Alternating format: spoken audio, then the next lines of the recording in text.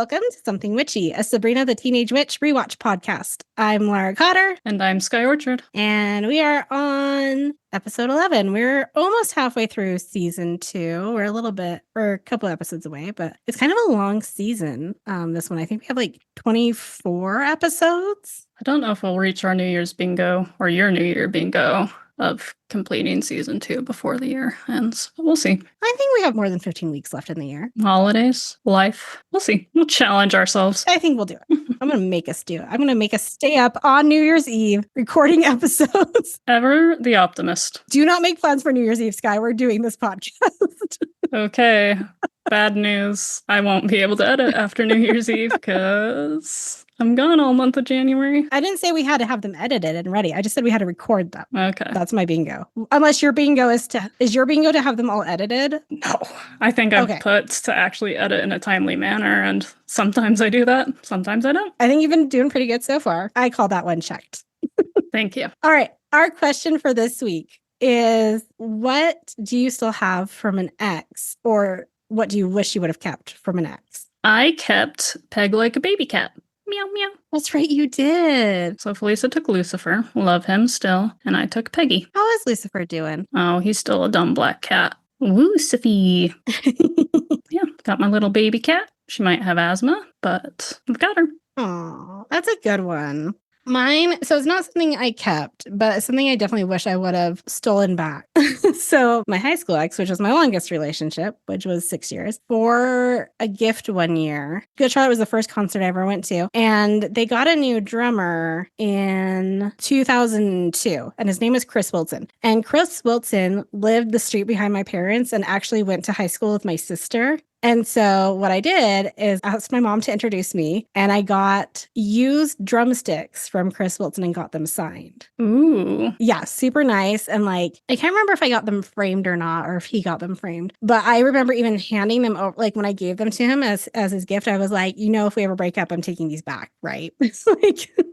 I'm going to steal these back. And then, so we went through our breakup, which was terrible and messy. And I actually broke into his house. I knew the garage code, and like took back stuff that I had left there. And part of me was like, do I search for the drumsticks? But I was like, no, I'm not going to spend that much time in this house while people are gone. I'm already breaking and entering. We're not going to go further than that. So I left the drumsticks with him, and I think he still has them to this day. And I'm still angry about it to this day because I think Chris Wilson's parents moved and I no longer have that connection. He stopped playing for Good Charlotte in 2005. But yeah. Getting a cat out of a relationship is a much better deal, I will say. Think the garage code still works? Do his parents still live there? Your ex? His mother still lives there. I think I still remember the garage code, actually. And truth be told, if I sent her a message, she would just let me in because she loved me better than him.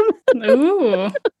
But he no longer lives there, and I wouldn't assume that he would have taken them with him where he currently lives. And I don't want to go to that place. Not that desperate. There's always, I feel like, random things you leave behind at your parents'. It's like, oh, I'll grab those one day. But I did take back my slippers, my purple slippers with the rhinestones. Oh, I think he wanted those. And you just stole them from him. Let's get into our episode. Like I said, it's season 2, episode 11. Our episode title is Oh, What a Tangled Spell She Weaves, which is from a poem. The Oh, what a tangled spell we weave when first we something to deceive, practice to deceive, something like that. I don't know. Basically, don't lie. Moral of the story. TV guide description. Sabrina must learn that spells worded too generally affect her entire world. She also sends Salem and her aunts to Merlin's castle, which, like, when I was reading this TV guide description, that's why I couldn't figure out what this episode was about. So it's like, what is this Merlin's castle aside? Like, oh, man. Well, Paramount Plus is going to be even worse than... I know. This is like one of your what is the episode about Sky answers. Rude. It's true.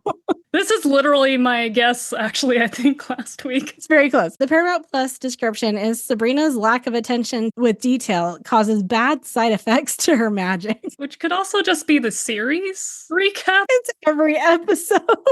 Let's not even bother with TV Guide anymore. That's just the description of the episodes now. Y'all better remember it. This originally aired December 5th, 1997. We have a new director.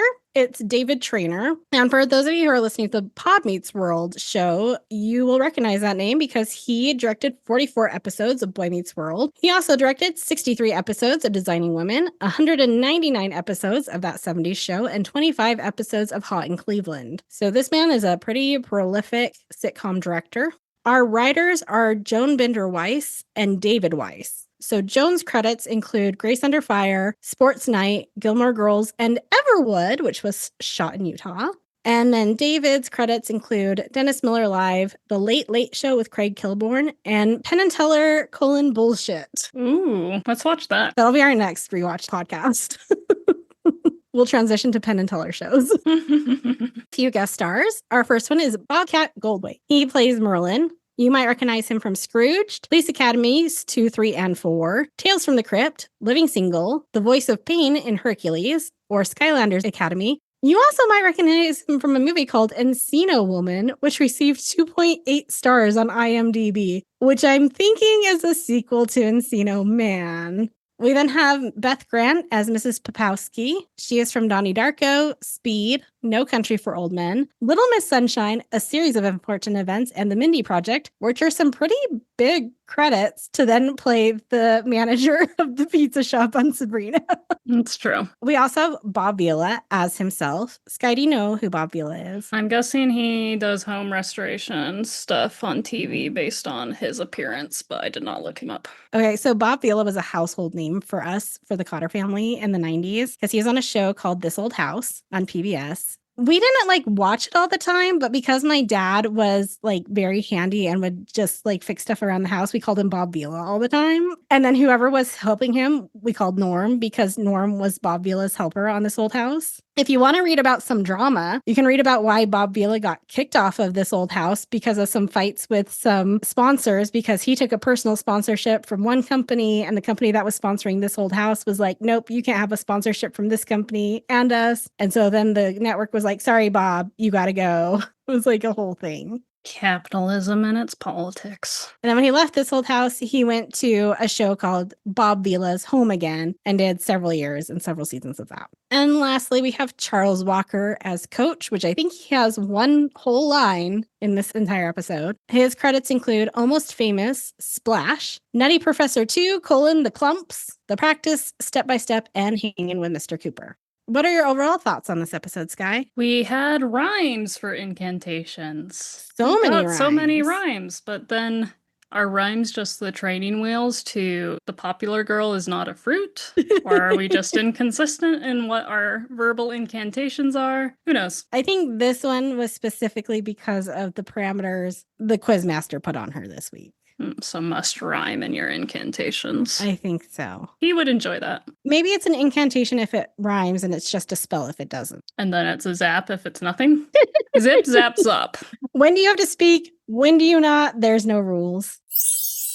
So starting with our cold open, the ants are banging on a cabinet with chains while watching Bob Vila. Sabrina comes in to see what they're doing, and they explain that they're antiquing the cabinet. Zelda finds it a great way to take out your frustrations. Unfortunately, the ants missed what to do with linseed oil and zap Bob Vila into the living room to help them. Or Bob says, I gotta crack a window when I varnish. Which you should do, Bob. The other thing I completely forgot about Bob Vila is he was a he would pop up every now and again on Home Improvement because there was so you know how Home Improvement is about a guy who has a home improvement show called Tool Time? Mm-hmm. So the in-show story was that Tim's big TV rival was Bob Vila. That makes sense because I almost said Home Improvement when you were talking earlier. And there are multiple episodes where Bob Vila will show up and outdo whatever Tim is doing or does it better or something. There's an episode where they're riding lawnmowers in a race. I think Bob Vila's in that one. And it's really ridiculous. But anyway, yeah. So Bob Vila.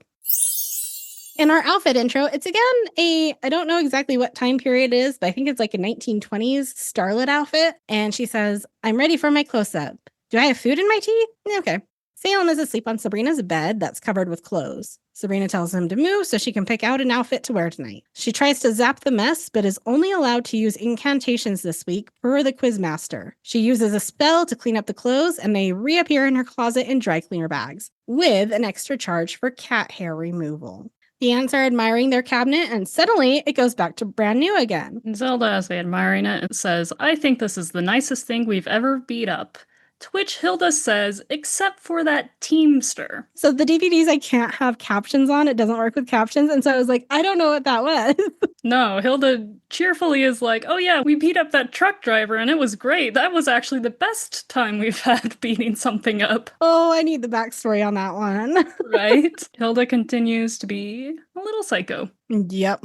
Sabrina comes down to go to the movies, and the ants stop her. She admits to casting a make everything new spell. It was too broad and affected their cabinet. She apologizes insincerely. Salem then comes down in kitten form. I found the fountain of youth. It's the toilet. And the tiny Salem kitten is so cute. Can we just keep that little baby? So tiny. Sabrina attempts to undo her spell, which also causes her clothes to get dirty again. Zelda tells her she can't rely on undo spells as it's against the spirit of magic. So here's where we're like, oh, so not everything's a rule. Some of it's just etiquette, I guess. I feel like there's been a lot of undo spells in the past, and now we're ruining the spirit of magic. Well, I think they're trying to break her of that habit now, I guess. It's like when the training wheels are starting to come off. So it's against the spirit of magic to use undo spells, but it's not against the spirit of magic to eat a mortal that was turned into a pineapple. Correct. Clearly. How is that not clear to you? As long as we know where our priorities lie.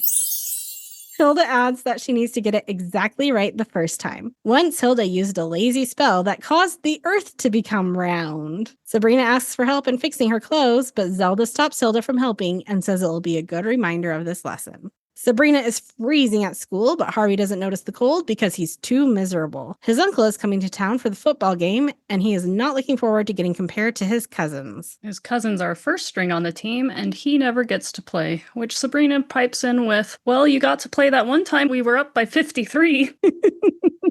I feel like he got to play. No, remember that one time? Where he walked on the field and then instantly got trampled? Yeah, when she messed with the ballot box, too, that same episode. Is it playing if you're instantly injured? I guess you played until you were injured. If the clock was running. Yeah. Sabrina gets an idea and utters a spell that's kind of seems like it's normal talking, except for it rhymes, and Harvey's a little confused by that. And then the coach comes by and tells Harvey he's starting the game this week. Meanwhile, the ants are adding an old rug to their antique cabinet. And then Valerie and Sabrina notice an ad for jobs at the slicery and talk about getting jobs so they can buy a car. The slicery is under new management. Wow, that's the first time this month. Valerie says she hasn't had much luck with jobs. She got fired after 2 days as a camp counselor for losing kids. I mean, Sabrina's not better, though. So she had a babysitting job, and then she almost took another one, but then she became a magician's assistant. Sabrina's lasted 1 day at jobs. It's not been great. Valerie might be doing a little better than Sabrina. Is it better to lose 2 kids at camp or blow up 1 baby into a creepy man for a day? Well, you know my opinion. They found the kids in the end. So the kids had a nice little adventure in the woods. Time of their lives, gonna remember it forever. It's better to leave them in the woods. Fair.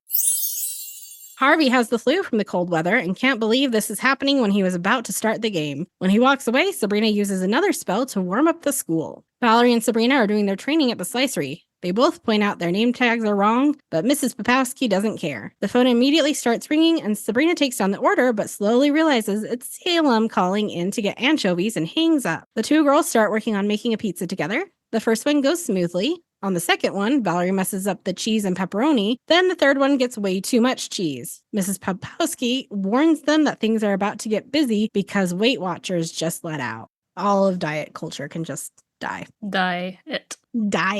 Let's go on a diet of diet culture. Love it. And then we have a quick scene of the ants fighting over where to put the rug. And Hilda puts it in the most unhinged space where it overlaps 2 other rugs. It's on a diagonal by the piano, and it overlaps with a rug that runs behind the couch and a rug that goes in front of the couch. She wants a special walkway to the piano she uses as a table. I am fully Team Zelda on this one because she had it down the hallway like a runner, and I'm like, yeah, that makes sense. That's where a rug goes. Not this weird, like, connecting pathway between two rugs. The floor is lava and you can only walk on a rug. I guess so. Things are hectic at the slicery with the phone ringing and oven smoking while Valerie just stands frozen with a charred pizza. Sabrina decides to cast a spell to make Valerie more efficient, and she immediately jumps into action. Later that night, Sabrina is studying for chemistry when the quiz master zaps in. Her quiz is to clean up her room. She casts a spell to put everything back in its rightful place, which cleans up her room but also makes the aunt's rug disappear, and Salem appears on her bed reading her diary. Which I love that the spell was like, Salem's rightful place is on your bed reading your diary. Violating your privacy? Check. The quizmaster tells her that she failed. It was a sloppy spell. He tells her to clean up her spells and zaps himself away. We do see the cauldron still being misused. I am still very upset. The next day at school, Sabrina notices it's very hot. She opens her locker to find the quizmaster. He tells her that she left her heat spell running. She'll just use an undo spell, but her finger just pops out with a flag that says, "No can undo." The quizmaster took away her undo ability. She slams the locker door repeatedly as Miss Quick and Valerie walk by, watching her with strange looks. Her excuse is that she's auditioning for Stomp. Sky, do you know what Stomp is? Of course I know what Stomp is. What theater kid would I be? Did you ever see Stomp in person? No. I did. Wow. Well, you can get a theater kid honorary star. That was a family outing one night to go see Stomp. I also saw Lord of the Dance in person. You're beating me twice now. It was an experience. Oh, I'm sure.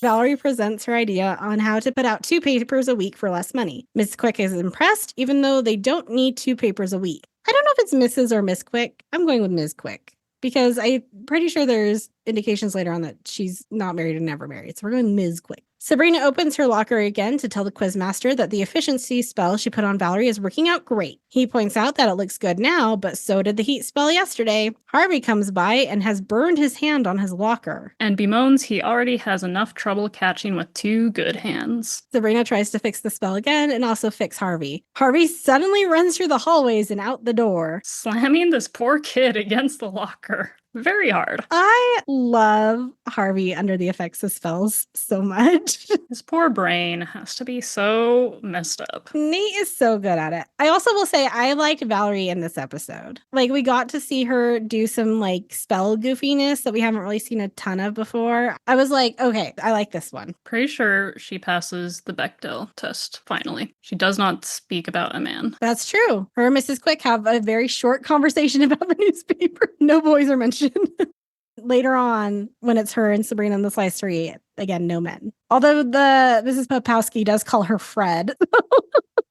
Sabrina is pleased with her work, but the quizmaster points out that she just created the perfect conditions for a thunderstorm. It starts raining in the school. Miss Quick comes out and tells everyone to go outside, where it's not raining. The ants are still arguing about where to put the rug and then notice that it's missing. They accuse each other, but Salem tells them he knows what happened to it. Sabrina walks in and Salem accuses Sabrina of zapping it away. Zelda tells her to undo it, but Sabrina can't do any undo spells. And they can't undo her no undo spell. There's no undoing a no can undo. It's a triple negative. It's magically ungrammatical. So we have magical grammar. I mean, I guess, like, you know how, like, there's kind of a grammar to music about, like, why you write scales in, like, certain ways with, like, certain sharps, and, where it's, like, nobody's actually, like, nothing's going to happen to you if you break that rule, but okay. Sabrina apologizes, but she has to get to work. Once outside, Sabrina gets an idea and casts a spell to help the ants find their rug. Oh, I do have to say, I didn't particularly like Beth's outfit in these next few scenes. It's like a very silver, shimmery, velour-looking bodysuit, and the pants just don't match. Yeah. I haven't talked about outfits for a while, so I needed to get that one in. So once outside, Sabrina gets an idea and casts a spell to help the ants find their rug. The ants in Salem disappear and reappear in a medieval castle. The ants yell for Sabrina, and Salem notices their rug. As they roll it up, Zelda realizes this place reminds her of Merlin's old weekend castle. Hilda remembers their terrible breakup. Zelda continues to reminisce, realizing that the rug they're holding is his. They have to get out of there. Unfortunately, they can't zap themselves out, and suddenly Merlin appears in, like, the cheapest Party City, Spirit Halloween, wizard's outfit, fake beard. Mm-hmm. I think they blew their budget on the rugs and Bob Vila this episode. Merlin asks what Zelda has been up to and says he's been waiting for revenge for the past 500 years. He zaps them into a cage. They're going to be trapped until Zelda loves him again. Hilda and Salem both offer to love him instead as he zaps away. I'm surprised you didn't put Salem's line in here, because when Hilda's like, what if I love you? And Salem's like, or me, I can be very gentle. Tender, I think it was. I can be very tender. Very tender. Something like that. I forgot to write it. My bad.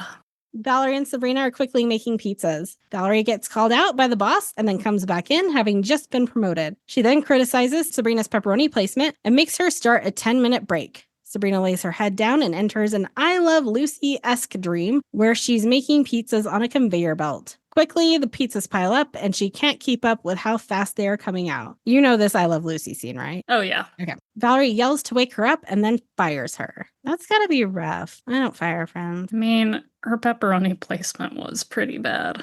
Hopefully it was a pizza ordered as a no cheese, because there was no cheese as she was tossing that pepperoni.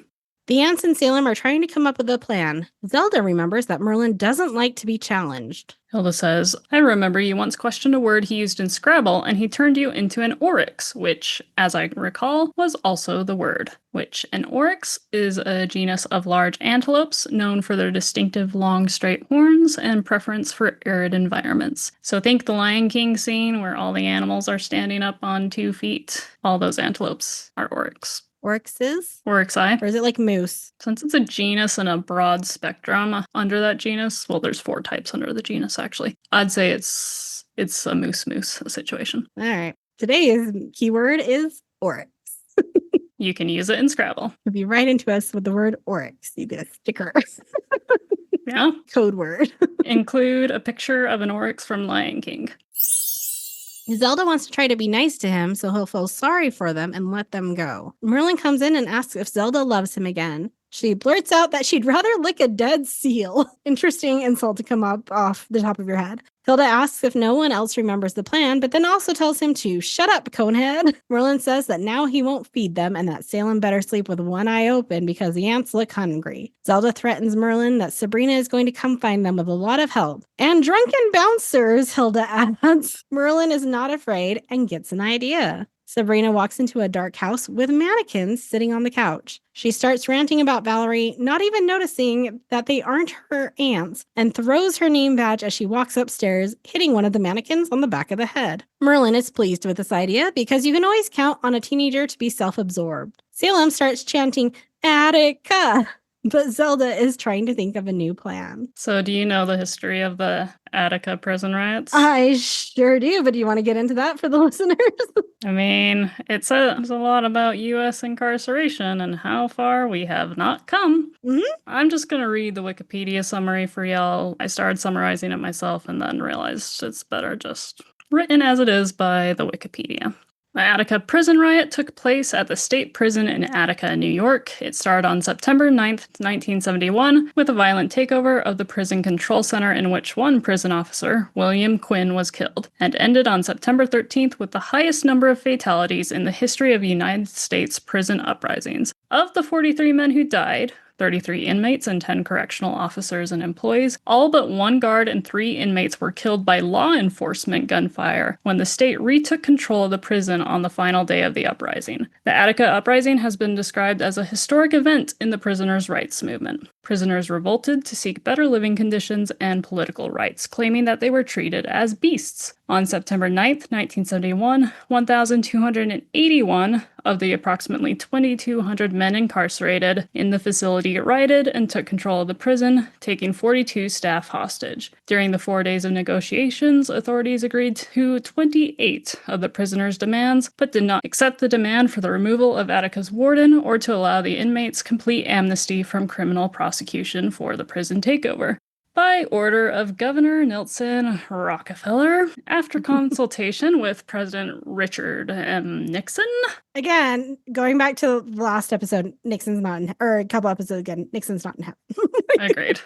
Hopefully no Rockefellers either. So armed corrections officers and state and local police were sent in to regain control of the prison. By the time they stopped firing, at least 39 people were dead, 10 correctional officers and civilian employees, and 29 inmates, with nearly all killed by law enforcement gunfire. And then law enforcement subjected many of the survivors to various forms of torture, including sexual violence. Rockefeller had refused to go to the prison or meet with prisoners. After the uprisings were suppressed, he falsely stated that the prisoners carried out the cold blood killings they had threatened from the outset. Medical examiners confirmed that all but the deaths of one officer and the 3 inmates were caused by law enforcement gunfire, despite Rockefeller's statement. And the New York Times writer Fred Ferretti said the rebellion concluded in mass deaths that 4 days of taut negotiations had sought to avert. As a result of the rebellion, the New York Corrections Department made changes in prisons to satisfy some of the prisoners' demands, reduce tension in the system, and prevent such incidents in the future. While there were improvements to prison conditions in the years immediately following the uprising, many of these improvements were reversed in the 1980s and the 1990s. Attica remains one of the most infamous prison riots to have occurred in the United States. And NYU was actually, many of their professors were a large part of advocating for the prisoners and working on the law reform. And the 50th anniversary was a little bit ago, and they had asked one of the professors who had helped work on these reforms as a lawyer there, and he reflected on it, and he has said, "Did Attica make a difference? It should have," he says. "I'm afraid it didn't. It caused some minor reforms, but certainly even with the basic questions it raised, it hasn't done what it should have done. It's still a cry for reform, for really looking at what the nature of prisons is, and what they do, and who's incarcerated."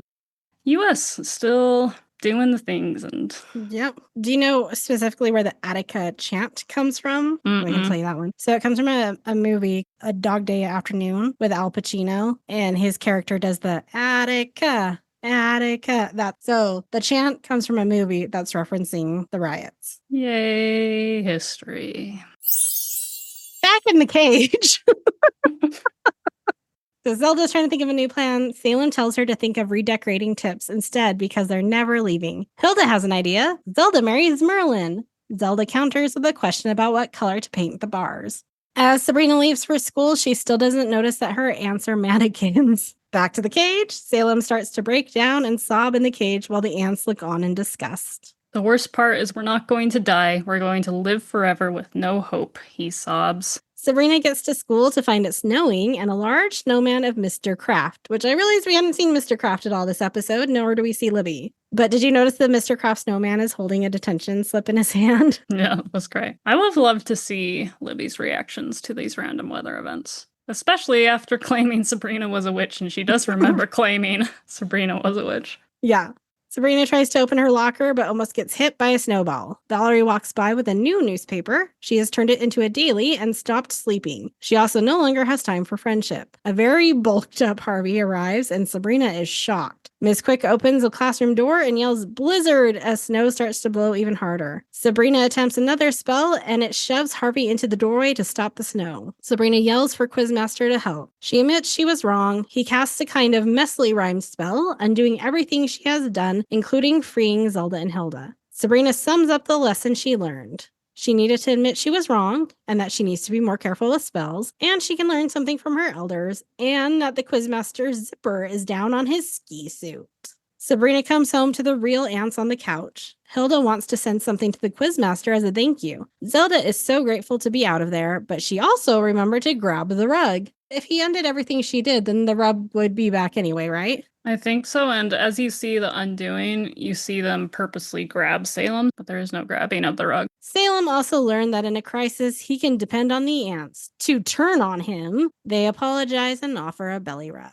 In our end tag, Valerie and Sabrina are talking again in the school hallway. Valerie got fired from the slicery over the weekend. She caused a fire. A normal-looking Harvey joins them. The game went great. He caught a pass, if only it had been in bounds. Valerie asks if anyone brought an umbrella because it's supposed to rain. Sabrina frantically adds that it's not going to rain indoors and it never rains indoors and they fixed the roof. Valerie asks with concern if she skipped breakfast again. They leave and Sabrina opens her locker to get hit with a snowball. The Quizmaster is still there because his apartment is being painted and he needed somewhere to crash. And I took a picture of some of the scribbled graffiti in the locker and I sent it to you, Sky. And I was wondering if you could determine what that word was. Let me actually look at it. Okay. So there's an Izzy graffitied at the top below her mirror. And then DF is... I think there's a J in front of that that's missing. It's either tardy, farty, Or But the Y or whatever that loopy thing is, looks like it's like DF as tag.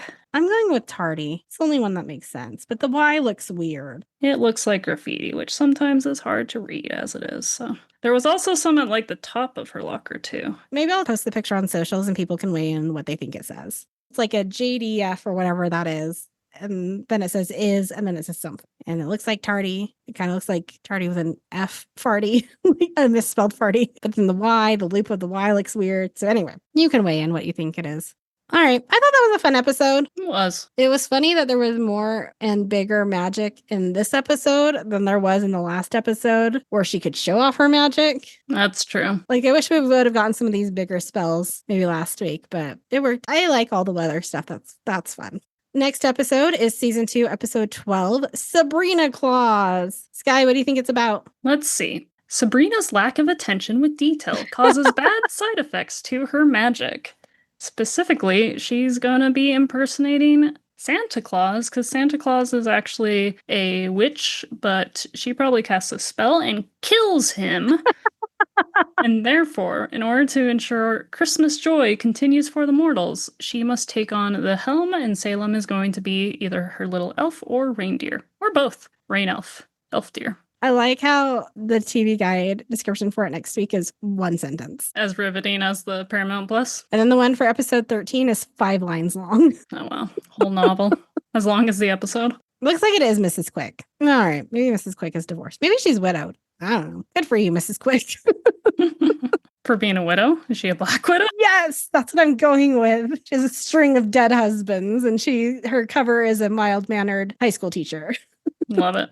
All right. Until next time, you can like, share, rate, and subscribe to this podcast. You can email us at somethingwitchypod@gmail.com. You can follow us on Instagram at somethingwitchypod, which I strongly recommend because we put out fun polls about like who said what, and then Sky gets mad when people get it wrong. Or then I ask about how do you feel about the new Pride and Prejudice movie?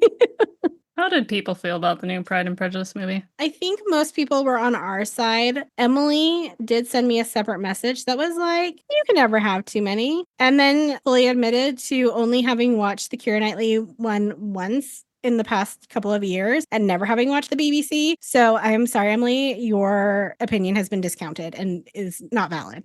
I would agree with that. I only get mad when I falsely accuse. But Laura was sneaky and put a poll that was a trick that we both technically set it. We did. It was a half and half. It was a team effort. Wow. Virtual high five. Pew! You can also follow us on TikTok at something.witchy.pod. Until next time. Stay magical.